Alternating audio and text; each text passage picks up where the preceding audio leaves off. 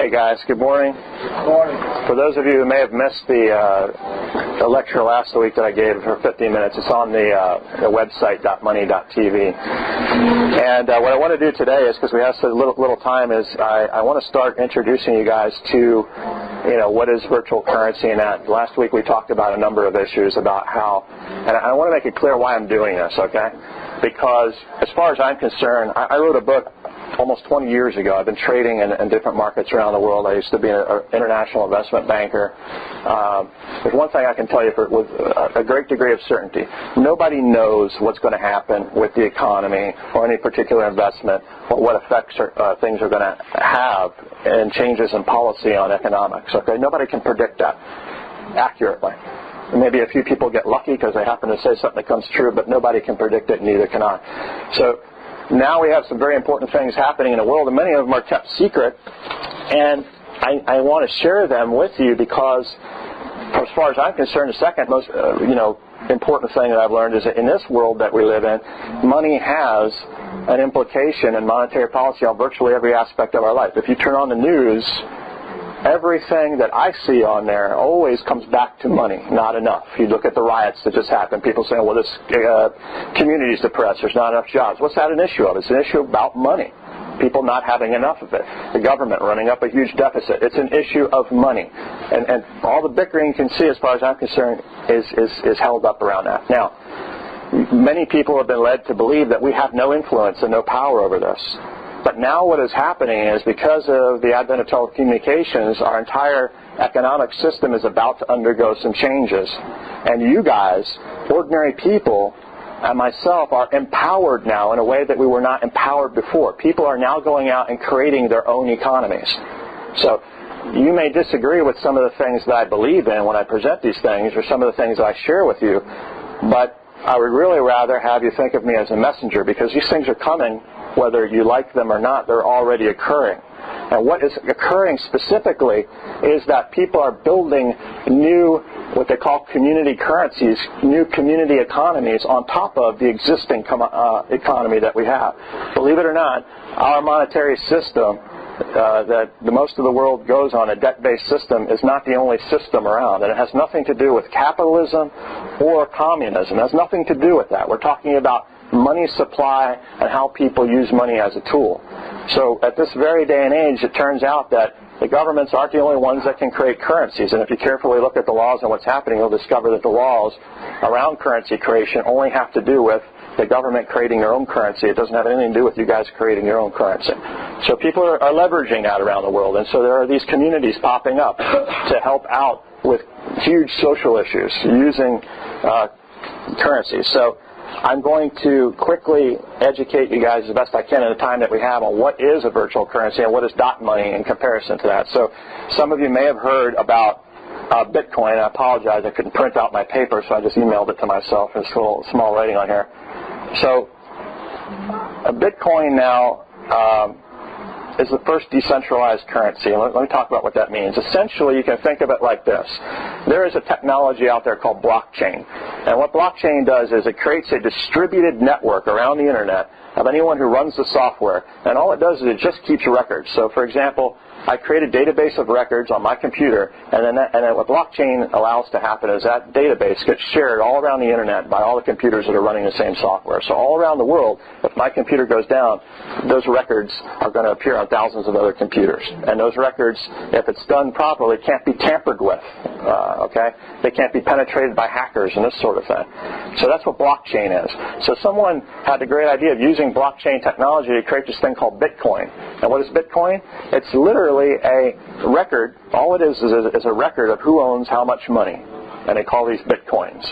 So you can go out and acquire Bitcoins nowadays by buying them from an exchange online. You can acquire them by the way the person wrote the Bitcoin software. Another way to acquire them is to gather up some computer resources and to literally mine all the databases out there as you would try to mine for gold by running all kinds of equations on your computer to try to grab some of these coins. Now, the inventor of Bitcoin, nobody knows who he is, believe it or not. There's a guy who wrote a article, a white paper about Bitcoin shortly after it came out, and he has a name, but they think it's just a pseudonym, and then nobody really knows who created this thing. So it went out on the internet, people started downloading it, and now they're using it. And guess what? Now Bitcoin is traded around the world against all the other currencies, just like you can trade the British pound sterling and so forth. Now Bitcoin is able to be spent because it's being accepted by hotels, all kinds of places. Now even PayPal, if anyone's familiar with that, it's a very popular payment system. They're working with Bitcoin. Okay? Now, the thing about Bitcoin is there's a limit to the number of Bitcoins that are going to be issued, and it's going to be 21 million of them. People who got into Bitcoin in the beginning made a lot of money because people didn't sort of understand this thing. They went out and mined it, or maybe they bought it for $2 or $3 when it was worthless. Now it's traded for over $250 per coin. Okay, and people are using these coins. So some people literally have made a fortune on this, and it's not done yet. The thing about Bitcoin, though, is it doesn't really. It's great because it proves out that these virtual currencies are valuable to people. That people will engage with them and use them. Okay, but it doesn't. Bitcoin in itself, as it's structured, doesn't target or solve any practical problems that face our economy today. In other words, Bitcoin exists just like any other commodity that we would trade. Okay, gold, silver, and all these commodities, they don't do anything to change our current economic circumstances. They're just a component of our circumstances. So Bitcoin is very much the same way. Well, now what is happening is, because Bitcoin has proven that people will transact in these currencies, it has opened the door, and in fact, the United States government, despite what you may hear on television and so forth, in March 2014, the IRS stated that virtual currencies, including Bitcoin, would be treated as capital gains. Okay, so they've taken a position on it. The government's taken a position on it. Okay, so now, like it or not, this changes the whole paradigm of your thinking about economics. We were just talking just a minute ago, what's the biggest problems in economics? Well, the trade deficit. Well, you know what the biggest problem in economics is? There's just not enough money for everybody. Everybody would like to have more money. That's one problem. Okay, what if you could fix that problem? Well, okay, let's talk about DotMoney. Using virtual currency technology in order to create an economy that exists on top of the current economy. It doesn't do away with U.S. dollars. It doesn't take anything away from the government. In fact, it adds utility to the government. Okay? The government never invented money. They didn't invent banks. We discussed that the last time. So all these financial instruments and things that get invented, they get invented by ordinary people. Well, they get invented by people like us. Okay? Now the new thing is virtual currency. So let's look at using, how can we use the Bitcoin technology and blockchain in order to reform our whole economy. We can build an economy on top of the existing one. How does it work? Bitcoin doesn't have a central administrator. DotMoney does. What that means is there's an organization, an international organization, that is in charge of creating these coins and dishing them out to people. And that organization has a set of rules. And so people who violate the rules can have their currency suspended. Okay, in other words, frozen. What rules do they have? Why would this be of any use to us? Well, one of the rules is that the DotMoney can only be traded within a specific range based on the value of all the other currencies. In other words, many of you have heard on television the great risk that we're at all the time of the U.S. dollar devaluing. Okay? Well, in some respects, it's just been the irresponsibility of our own government going away from leading us into this free-floating currency market without any restraints. They've never, we went away from all the Bretton Woods Accords and things that bounded our currency rates. But now here we are. Okay, so we're faced with this problem.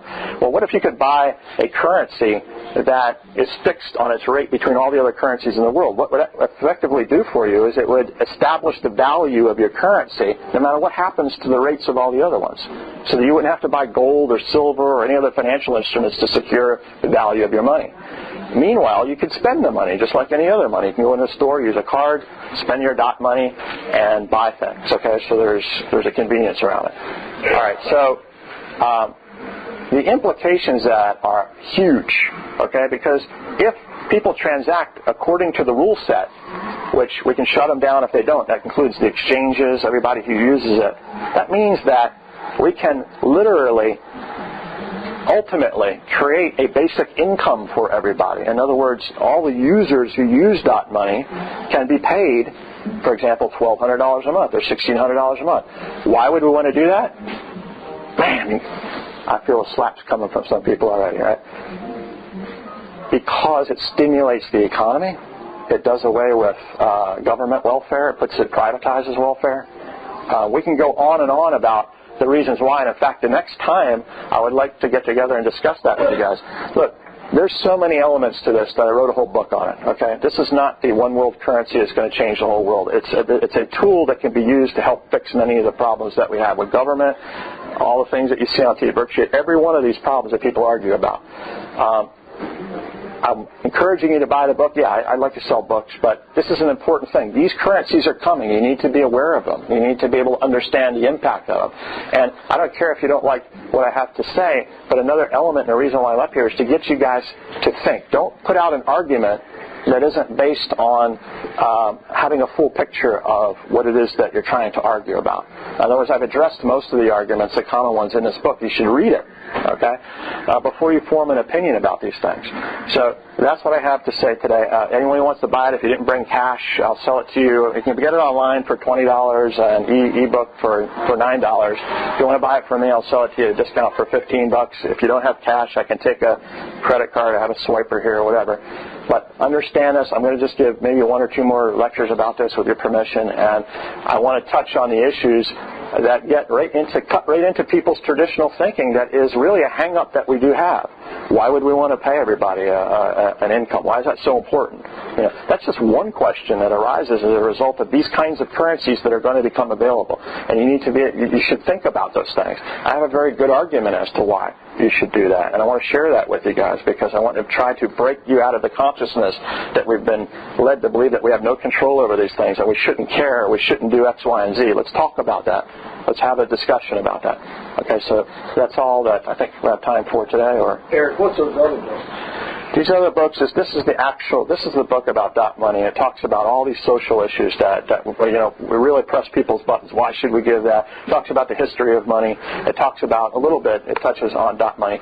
This is a little book that is specifically about the .money construct, and it is launching next year, the virtual currency. It talks specifically about the virtual currencies, just questions and answers. This book you don't need to buy. I wrote this years ago. It's about technical market analysis. I'm an expert in technical market analysis and investment banking. And I have another book, but it has no implication on this. It's about overcoming loss. If anyone is dealing with loss, I have a series of self-help books that are coming out. But that's what these two books are. They're available online. You can order them in bookstores, too, if they don't have them in there already. And there's a lot of material online, too. If you go to DotMoney.TV, there's hours worth of video material on there that talks about all this kind of thing. There's a big press release that we just put out to explain to people that this is coming. This is a utility that's available for you. And hey, even if you don't agree with it, once your friends start getting $1,200 a month, down a 10-year time frame, I imagine a lot of people will sign up whether they agree to it or not. It's coming. And it's not just .money. There are other inventions coming around this blockchain thing. And so just be aware of them. Be aware of what the implications are. Be aware that you guys are empowered. We live in an empowered society where we can now literally create economies that can exist with the current economies.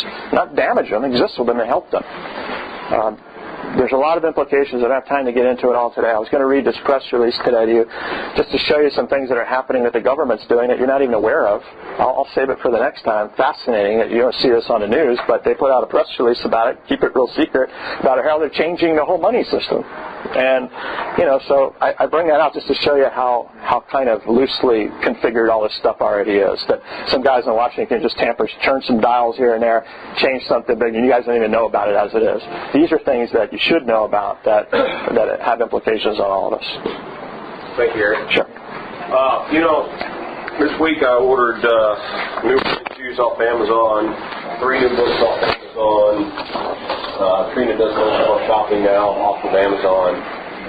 15, 16 years ago, I had a little group that came to me and said, there's going to be this thing that's hitting right now where people are actually going to shop on the internet. They're going to have stuff delivered to their doorway and so forth. And I said, that's great. Nobody will ever do that. Now look at Amazon today. So I'm not knowledgeable of all this. What I do know is that if you don't think about money, you don't think about finances, and I'm not just talking about my desire in life isn't to acquire great wealth. if God's so blessed, that would be great, because I believe given great wealth, we're to be good stewards of it to use it for the advancement of the kingdom. All right? But we need people to acquire great wealth. And if you're not thinking about a biblical view of money, you're not thinking about what God would have you think about, because money is fully biblical. In fact, you know it's the old saying, Christ talked about money really more than he talked about just about any other subject. All right? So I bring this up here because it challenges us to think about things that we ordinarily wouldn't think about. And money supply is one of those.